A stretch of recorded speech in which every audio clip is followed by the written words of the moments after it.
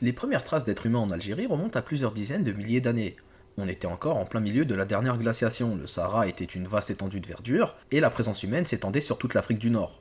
Les frontières des pays n'existaient pas encore, donc si on veut comprendre la base anthropologique du peuple algérien, c'est l'origine des peuples de tout le Maghreb qu'il faut regarder. Il y a environ 7000 ans a eu lieu le réchauffement climatique. Au Maghreb, ça s'est traduit par la désertification du Sahara et par la migration des habitants vers d'autres contrées. On sait donc très peu de choses sur les liens entre les habitants du Maghreb avant le réchauffement climatique et ceux d'aujourd'hui. C'est sur des stèles égyptiennes qu'apparaissent les premières traces de l'existence de peuples de Maghrébins. Vers 1300 avant Jésus-Christ, l'Égypte est attaquée par ce qu'elle appelle les peuples de la mer, des peuples venant de la mer Égée, de Sicile et de Sardaigne. À ces peuples de la mer est allié un autre peuple voisin de l'Égypte, les Libous. C'est ce nom de Libou qui sera utilisé par les Grecs pour définir la région à l'ouest de l'Égypte, la Libye actuelle. Certains auteurs grecs comme Hérodote vont élargir ce nom à toute l'Afrique du Nord, et puisqu'ils pensent que l'Afrique s'arrête au Sahara, le mot Libye sera le nom de tout le continent. Quand Hérodote décrit les peuples libyens, au 5e siècle avant Jésus-Christ, il va faire la différence entre des Libyens nomades et des Libyens sédentaires. Il place la frontière entre ces deux types de Libyens au lac Triton, le Chott el-Djerid, au centre de la Tunisie actuelle. À l'époque d'Hérodote, l'Afrique du Nord héberge déjà des colonies phéniciennes. On reviendra plus tard sur les Phéniciens, mais il faut savoir que ce sont eux qui ont donné le nom Afrique. Ce mot était utilisé à la base pour parler de la région au voisinage de la Tunisie actuelle. Les Romains vont étendre ce nom à tout le continent. Ils vont diviser eux aussi les autochtones entre nomades et sédentaires. Les nomades sont appelés Gétules. On sait très peu de choses sur les Gétules, on sait seulement qu'ils habitaient dans le désert et qu'ils avaient peu de contact avec les civilisations de la Méditerranée. Mais on ne sait pas s'il s'agit d'un grand peuple qui se définissait lui-même en tant que tel, ou si c'est un ensemble de peuplades que les auteurs latins ont juste cru bon de regrouper sous un même nom. Les sédentaires par contre sont mieux connus des auteurs romains. À leur époque, on parle de Maures à l'ouest du Maghreb et de Numides au centre et à l'est. Plusieurs siècles plus tard, l'arrivée des Arabes a apporté une vision tout à fait nouvelle de ces peuples et de leur origine. Les traditions arabes du Moyen-Âge sont très différentes des récits grecs. Elles s'appuient sur la généalogie. Chaque peuple du monde est défini par un ancêtre mythique, et chaque tribu est une branche de la descendance de cet ancêtre. Les autochtones du Maghreb, qu'on appelle désormais berbères, n'échappent pas à cette règle. Cette méthode peut paraître peu rigoureuse aux premiers abords, mais en réalité, elle est beaucoup plus intéressante que ce que l'on peut croire. Déjà, en donnant un ancêtre à chaque tribu, elle laisse de très précieuses informations sur la composition des confédérations tribales. Mais l'autre avantage, et non des moindres, est que les ancêtres en question sont souvent tirés de sources locales. Les auteurs arabes sont donc les premiers à avoir véritablement fait parler les berbères. C'est à travers leurs récits que la mémoire collective du Maghreb a été véhiculée. Il y a eu différentes théories sur l'origine des berbères, mais la plus notable a été rapportée par Ibn Khaldoun. Elle les fait descendre d'un certain Mazir, un descendant de Canaan. Canaan est le nom d'un des fils de Cham, qui est lui-même l'un des 3 fils de Noé, le prophète Nouh alayhi salam. Cham a donné son nom au peuple chamitique, qui regroupe entre autres les Égyptiens, les Abyssins, les Libyens et certains peuples d'Afrique de l'Est. Canaan, le fils de Cham, a donné son nom à sa terre natale, en Palestine. Selon cette tradition, Canaan a fui sa terre après la défaite de son peuple contre les Hébreux et est venu se réfugier au Maghreb.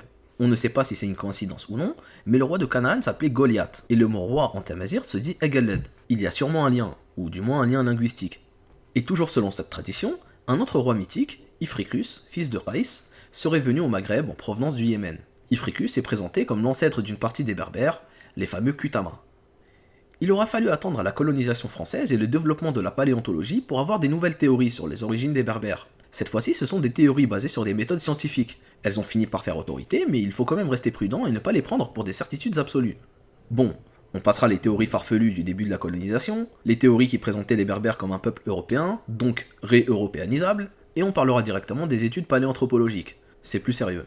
Ces études donnent aux Berbères une double origine. Un peuple, qu'on a appelé Capsien, est apparemment venu du Proche-Orient il y a environ 8000 ans, poussé par la désertification. Il a ramené avec lui l'agriculture et la langue berbère. Arrivé en Afrique du Nord, il a remplacé un autre peuple, présent de plus longue date, un peuple qu'on a appelé Ibéro-Mauricien.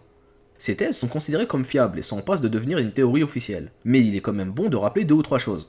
D'abord, les mots Capsien et Ibéro-Mauricien ne sont pas des noms de peuples. Il n'y a aucun peuple qui s'est défini comme ça. Ce sont juste les noms que les anthropologues ont donnés à ceux qu'ils ont considérés comme 2 faciès culturels différents. Le nom capsien a été donné parce que la première découverte a été faite à Gafsa, en Tunisie, mais les gisements capsiens sont surtout concentrés autour de la région de Constantine. Le nom ibéro-mauricien, quant à lui, a été donné parce que les chercheurs avaient trouvé leur premier gisement vers Oran, et qu'ils avaient pensé au départ que c'était un peuple à la fois espagnol et maghrébin, mais ils ont changé d'avis depuis.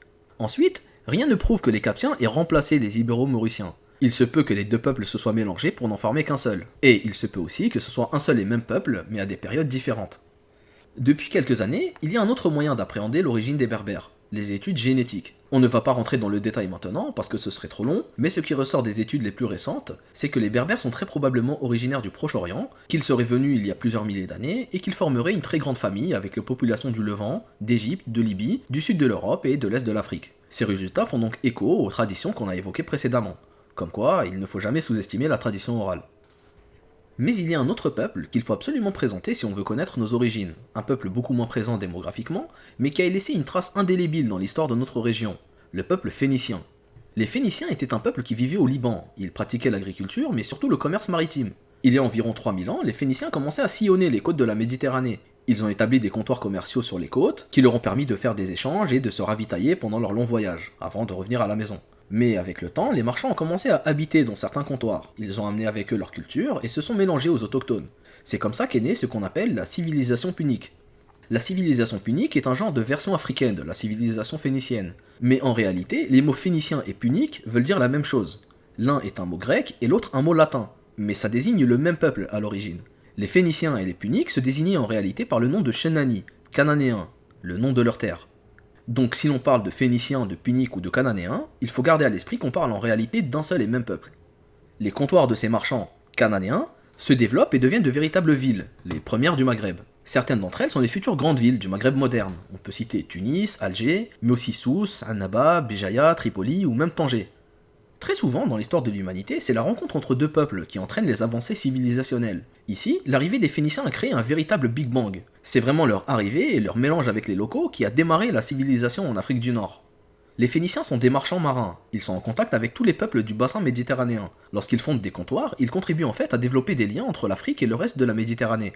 Aussi, autre point important, les Cananéens sont le peuple qui a inventé l'alphabet moderne. Ils ont transmis leur alphabet à toute la Méditerranée. Ça a donné naissance aussi bien à l'alphabet latin qu'à l'alphabet grec, hébreu ou encore arabe. En Afrique du Nord, l'alphabet phénicien change très légèrement et il devient ce qu'on appelle l'alphabet punique. Cet alphabet punique sera utilisé partout en Afrique du Nord. Il donnera même naissance à un alphabet berbère qu'on appelle l'alphabet libyque. Le Maghreb devient vite une région bilingue, à l'image de ce que c'est aujourd'hui. Aujourd'hui, le berbère coexiste avec l'arabe. À l'époque, le berbère coexistait avec le punique. En fonction des régions, c'est l'une ou l'autre des langues qui est plus utilisée. D'ailleurs, à ce propos, la langue des Puniques est une langue cousine de l'arabe. Elle a été parlée pendant très longtemps, jusqu'à même l'arrivée des Arabes. On pense que c'est la présence de cette langue qui a facilité l'arabisation linguistique du pays. Avec l'alphabet, on peut mieux s'organiser, on développe des échanges culturels, on régule le commerce, et on peut même planifier la production agricole. Ça favorise la sédentarisation et l'urbanisation. Les villes deviennent des pôles commerciaux, mais aussi des pôles religieux et politiques. La religion des Phéniciens se développe et se mélange à celle des Berbères. Il est très difficile de distinguer la religion des Phéniciens de celle des Berbères, elles ont de très nombreuses similitudes qui sont dues très certainement à leur origine méditerranéenne et proche-orientale. Les villes sont gérées sur le modèle phénicien. Chaque année, on élit 2 ou 3 suffètes. Les suffètes sont des magistrats qui jouent un rôle de coprésident et dirigent la cité.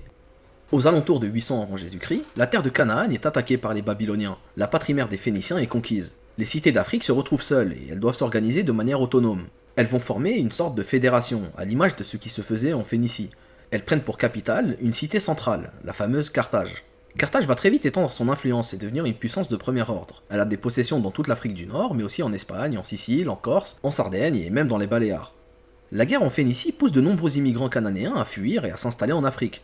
Les anciennes cités sont vite saturées par les nouveaux arrivants. Les migrants cananéens vont alors fonder de nouvelles villes, plus loin des côtes, en plein dans les zones berbères.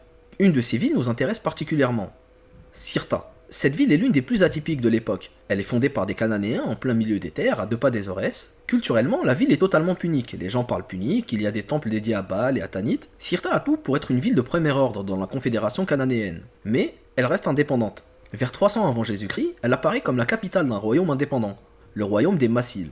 Ce royaume s'étend sur tout le nord-est algérien, à peu près de la frontière tunisienne jusqu'à Gigel. Dans l'ouest algérien, il y a un autre royaume, le royaume des Macéciles. Là encore, c'est une cité phénicienne qui sert de capitale, une ville qu'on appelle Siga, près de Ain Mouchent. Le territoire de Macécile va de Gigel jusqu'à la Moulouya, dans l'actuel Maroc. Il est beaucoup plus vaste et plus adapté pour l'agriculture. Mais par contre, il est beaucoup moins urbanisé car il est beaucoup plus loin de Carthage et des cités fondées par les Phéniciens. Les deux royaumes sont rivaux et ne vont pas tarder à rentrer en conflit. C'est justement la rivalité entre ces deux royaumes qui va créer la première unité politique du territoire algérien, la Numidie.